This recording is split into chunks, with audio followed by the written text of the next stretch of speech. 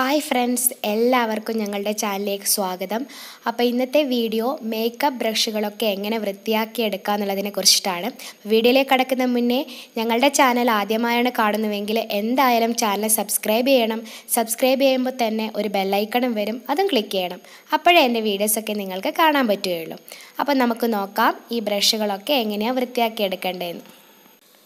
എൻ്റെ സൗണ്ടിന് ഇത്തിരി പ്രോബ്ലം ഉണ്ട്, അപ്പോൾ ക്ഷമിക്കണം.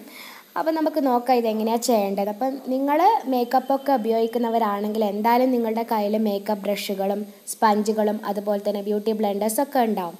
അപ്പോൾ നമ്മളത് ഉപയോഗിച്ചാൽ മാത്രം പോരാ, അത് നമ്മൾ വൃത്തിയാക്കുകയും വേണം. പ്രത്യേകിച്ച് നമ്മൾ ഫൗണ്ടേഷനും കൺസീലറൊക്കെ ഇടാൻ വേണ്ടി ഉപയോഗിക്കുന്ന ബ്രഷുകൾ.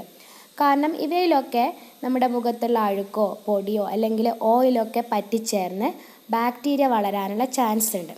അപ്പം നിങ്ങൾ അറ്റ്ലീസ്റ്റ് ആഴ്ചയിൽ ഒരിക്കലോ അല്ലെങ്കിൽ മറ്റ് ബ്രഷുകളൊക്കെ മാസത്തിലൊരിക്കലെങ്കിലും വൃത്തിയാക്കിയെടുക്കണം. അപ്പോൾ ഇതൊക്കെ വൃത്തിയാക്കിയെടുക്കാൻ വളരെ എളുപ്പമാണ്. പക്ഷേ നമ്മൾ ഇതൊക്കെ വൃത്തിയാക്കിയെടുക്കുമ്പോൾ കുറച്ച് ശ്രദ്ധിക്കാനുള്ള ചില ടിപ്സ് ഉണ്ട്. അപ്പോൾ അതുകൂടെ ഞാനിതിൽ ഷെയർ ചെയ്യുന്നുണ്ട്. അപ്പോൾ എന്തായാലും വീഡിയോ അവസാനം വരെ നിങ്ങൾ കാണണം. ബ്രഷ് വൃത്തിയാക്കാൻ വേണ്ടി ഞാനിവിടെ എടുത്തിരിക്കുന്നത് ബേബി ഷാംപൂ ആണ്. നിങ്ങൾക്ക് വേണമെങ്കിൽ വീര്യം കുറഞ്ഞ ഷാംപൂവോ അല്ലെങ്കിൽ വീര്യം കുറഞ്ഞ സോപ്പോ ഉപയോഗിക്കാം. ഇനി ഇതിലേക്ക് ഇളം ചൂടുവെള്ളം ഒഴിച്ചു കൊടുക്കുന്നുണ്ട്. അതൊന്ന് മിക്സാക്കി എടുക്കാൻ വേണ്ടിയിട്ടാണ്. ഇനി ബ്രഷിൻ്റെ ബ്രിസിൽസ് ഇതിൽ മുക്കിയതിന് ശേഷം നമ്മുടെ ഉള്ളം കയ്യിൽ വെച്ചിട്ട് ഇങ്ങനെ നന്നായിട്ട് ഉരച്ചു കൊടുക്കും, ഇങ്ങനെ റൗണ്ടായിട്ട്.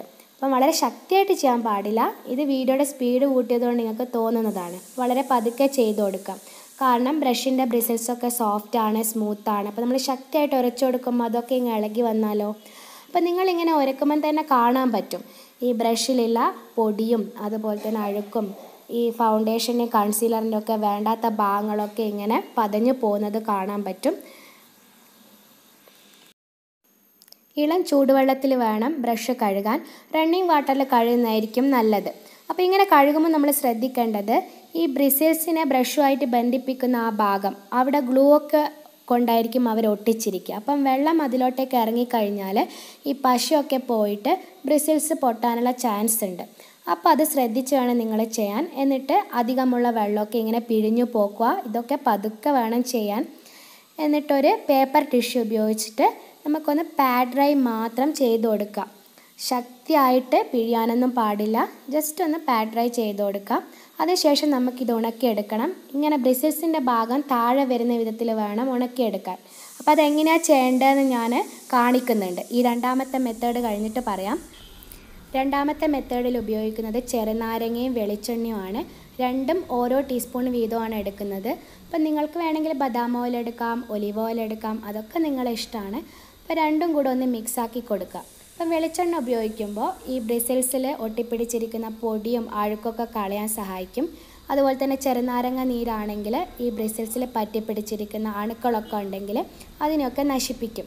അപ്പം ഇതിൽ നമ്മൾ ബ്രഷ് ഉരക്കുമ്പോൾ തന്നെ കാണാം അതിൽ അഴുക്കൊക്കെ ഇങ്ങനെ പുറത്ത് പോകുന്നത് കാണാം. അപ്പം ഇങ്ങനെ ചെയ്യുമ്പോൾ ചിലപ്പോൾ ബ്രഷിൻ്റെ ബ്രിസിൽസിൽ എണ്ണ അധികം ഒട്ടിപ്പിടിക്കാനുള്ള ചാൻസ് ഉണ്ട്. അപ്പോൾ നിങ്ങൾ എന്താ ചെയ്യേണ്ടതെന്ന് വെച്ച് കഴിഞ്ഞാൽ വീണ്ടും കുറച്ചുകൂടെ ചെറുനാരങ്ങ നീരെടുത്തിട്ട് ഈ ബ്രഷിൻ്റെ ബ്രിസിൽസ് ഇതുപോലെ ചെയ്ത് കൊടുക്കുക. അപ്പം ഇതുപോലെ ചെയ്യുമ്പം അധികമുള്ള ഓയിലൊക്കെ പോകും. ഇതിന് ശേഷം നമ്മൾ നേരത്തെ കാണിച്ച പോലെ തന്നെ റണ്ണിങ് വാട്ടറിൽ കഴുകിയതിന് ശേഷം ഒരു പേപ്പർ ടിഷ്യൂ ഉപയോഗിച്ചിട്ട് ഒന്ന് പാഡ് ഡ്രൈ ചെയ്യുക. പാഡ് ഡ്രൈ മാത്രം ചെയ്താൽ മതി, അമർത്തി ഒന്നും ഉരക്കാൻ പാടില്ല. കാരണം ഈ ബ്രിസിൽസൊക്കെ വളരെ സോഫ്റ്റാണ്, അതൊക്കെ പൊട്ടിപ്പോകാനുള്ള ചാൻസ് ഉണ്ട്. പിന്നെ കഴുകുമ്പം ശ്രദ്ധിക്കുകയും വേണം.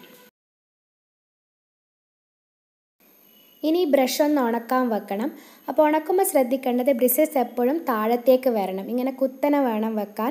നിങ്ങൾ തിരിച്ചാൽ വെക്കുന്നെങ്കിൽ ബ്രിസിൽസ് മേലെ ആയിട്ടാണ് വെക്കുന്നെങ്കിൽ അല്ലെങ്കിൽ കിടത്തിയൊക്കെ വെക്കുമ്പം വെള്ളം ഊർന്നിറങ്ങിയിട്ട് ആ ഗ്ലൂ ഉള്ള ഭാഗത്ത് വെള്ളം കെട്ടി നിന്നിട്ട് ബ്രിസിൽസ് പൊട്ടാനുള്ള ചാൻസ് ഉണ്ട്.